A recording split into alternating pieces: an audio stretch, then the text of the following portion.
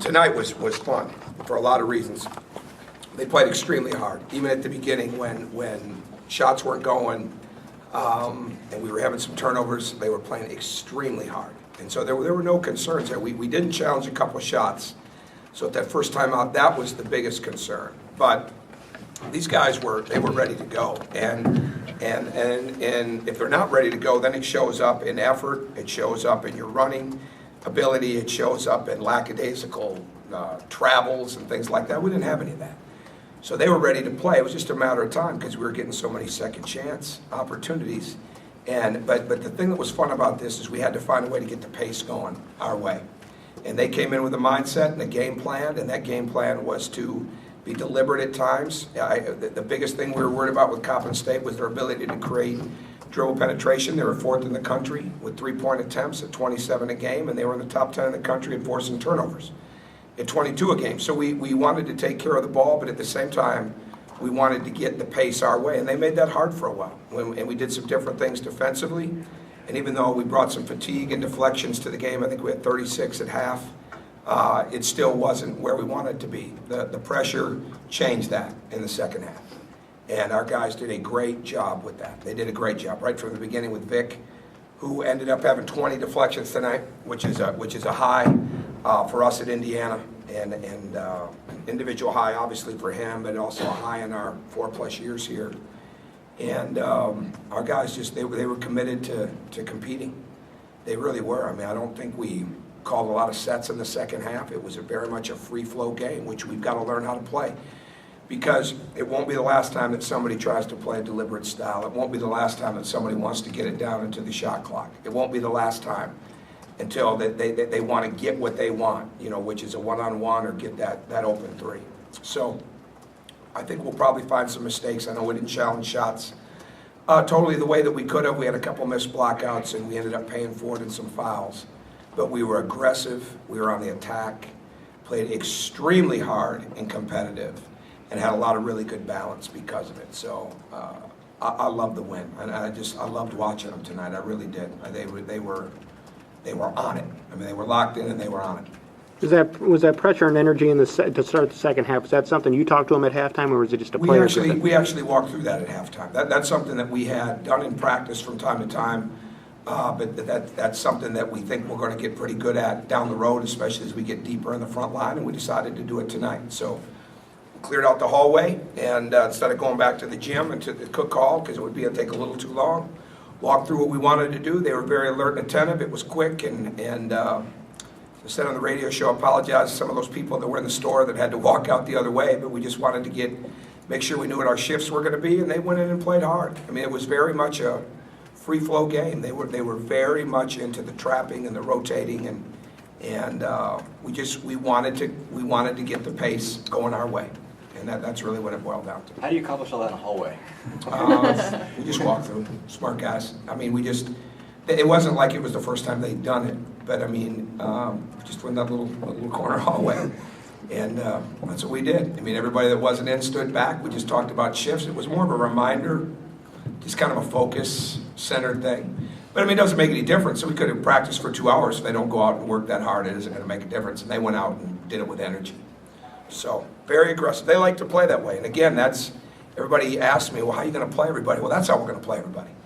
That's a quality of play versus quantity of minutes game tonight. And I think we got a lot of tired guys, and tired because they spent it. And I think that's what you want. And they truly brought fatigue to the game tonight, especially in the second half. Because Coppin State deserves credit. I mean, I thought we were playing really good defensively, and they just weren't turning it over. And when you shoot 27 threes, they were averaging 7 or 8. We held them to 5. I mean, some shots are going to go in. But it's when we don't challenge them. It's when we're late. Those are the things that need to be corrected. And we will. But when you're playing fast like that, you're going to make a few mistakes. You just hope that they're not ones that are going to cost you. You've got to make up for those mistakes with your effort and your energy. I'm not sure how many deflections Will had, but he was also pretty active tonight. Yeah, I'll tell you. Will creates a lot of havoc. Will tonight had 5, which I think he was complaining about. I think he's mad at the deflection giver in there. I did hear that. Did hear him complaining about that. He complains about a few things. He's usually right on something like that. But we had some 35-second shot clock violations and things like that. So we had great activity. There isn't one guy that I would say. I mean, even Maurice, who we challenged, who really wanted the challenge of being at the front of that, gets a steal right away. You know, that's good stuff. I mean, that's great because he's got to be able to play in that type of game for him to play quality minutes. And we've got to fight every game to make sure we're getting the pace where we want it so we can play those guys. How much did Victor kind of spearhead all that in the first 6-8 minutes of the second half? I wouldn't put it on one guy. No, I mean, I think it's a team thing. Yeah, I'm not into that. Victor had 20 deflections, and he's at the front of it. But Yogi did a great job. Christian did a great job. If you're pressing, it's not one guy. I mean, he got everybody's attention right away with the steal. But we're a defensive team. Victor's one of the better defenders, I think, in the country. But I don't think he's going to be alone when it all shakes out at the end of the year. I mean, I just think we got a lot of guys that are going to keep getting better, and we got a lot of guys that are committed to defense because they see what can be created from defense to turn into offense. Yes, granting your point there, how many guys, 20 deflections sounds like the highest number I've heard you say in a while. What's the highest here? Yeah, we had one higher at Marquette, but Dwayne Wade had 23 one night at Tulane. But this is the highest ever since you've been in Indiana, yeah. How do you evaluate Christian Watford's play tonight? It seemed like he played pretty well defensively, but he struggled around the basket a couple times, just getting shots to fall. He's not going to rain on my parade tonight. You know what I mean? I mean, the kid's playing fine. Okay, he's playing fine. He's playing really hard. Why don't you ask me about how good he was in the press? Okay, he was really good in the press. He was really good. He was really up front. And did he get shots at the basket? He got shots at the basket, right? And I just said earlier on, I knew we were playing hard and we were competing and we doing. Those are good things, okay? You know, those are good things. I'm not in any mindset to pick apart anything in a negative way, okay? And I'll do that in the film. But right now, I thought our team, it was an excellent team victory because they got the pace going their way. Can you just talk about Remy's confidence this year? I mean, he seems a lot more confident just getting the ball, shooting it. Well, he's growing up. He's worked very hard. He's worked very, very hard. And he's becoming a 365-day-a-year guy. He's not quite there, okay? He's not quite there. He's not in the Will Victor Jordan class just yet of sometimes twice a day inside of those 360. And when I mean 365, I mean that literally. I mean, those guys go at it. And whether it's day offs, all those type of things. But Remy's getting really close to that, and I think that'll continue to go because he's practicing well, but it's got to be so much more than practice. You've got to be able to do so much more and get those reps and get him at game speed and game tempo, and he's doing that. But he's a confident player with a lot of room to grow. I mean, a lot of room to get better defensively, a lot of room to push the pace even more, you know, when he's at the point. But he's growing confidently, there's no question, and I think that will help his game grow exponentially as we go. What are your thoughts on Jeff Howard getting the crowd chant Yeah, treatment? that was nice. Good for him. Like to see him make those free throws, though. He almost had a career high of 9 in about 10 seconds. He made his free throws and made that last layup. But he works hard. He works hard. I'd like to get those guys in a little bit earlier, but yeah, in a game like this too, we're trying to do some things. You know, we're changing defenses at the end, and if we're asking them to play 40 minutes, I'm sure going to coach for 40 minutes, and we're going to try to game plan and scheme for 40 minutes too. What's your just general evaluation of how you guys did just against their zone? Basically, what do you think you did? Well, I thought we got. I think it's 3 things. Number 1, we weren't pushing the pace like we should have early. Number 2, because of that, we ended up running sets. And number 3, we made some adjustments. It was harder to get it out of the corner. We like to play out of the corner.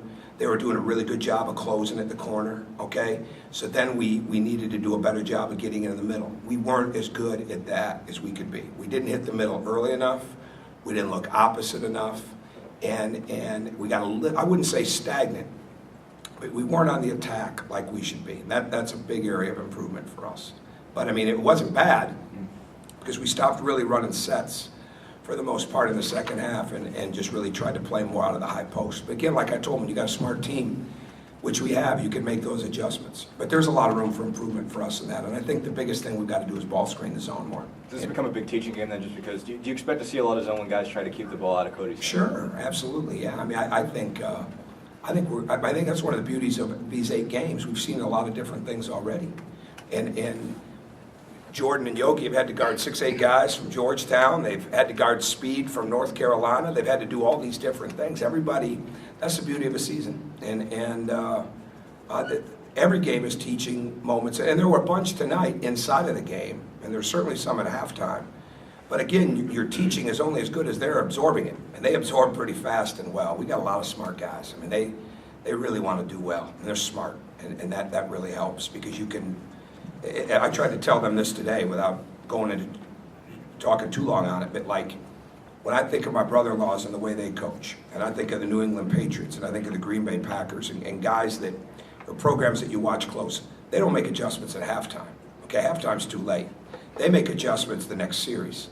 And we talked about that today. We've got to become that type of team. If we're just adjusting at halftime and making changes at halftime, that gets a little harder. When we can adjust on the fly from timeouts, maybe a possession, but especially at timeouts, that's where we've got to go.